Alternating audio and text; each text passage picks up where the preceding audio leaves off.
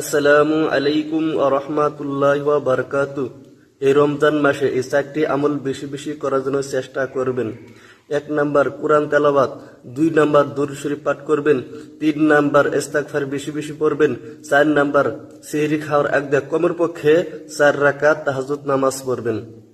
1 number যারা কোরআন পড়তে পারেন না তারা সূরা ইখলাস, কুল হু আল্লাহু আহাদ, আল্লাহু সামাদ, লাম ইয়ালিদ ওয়া লাম ইউলাদ ওয়া লাম ইয়াকুল লাহু কুফুয়ান আহাদ এই সূরা বেশি বেশি পড়ার জন্য চেষ্টা করবেন।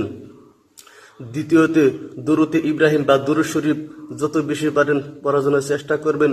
3 নম্বরে বেশি বেশি ইস্তিগফার, আস্তাগফিরুল্লাহ আস্তাগফিরুল্লাহ আস্তাগফিরুল্লাহ ইন্নাল্লাহা গফুরুর রহিম এই ইস্তিগফার সবাই পাঠ করবেন।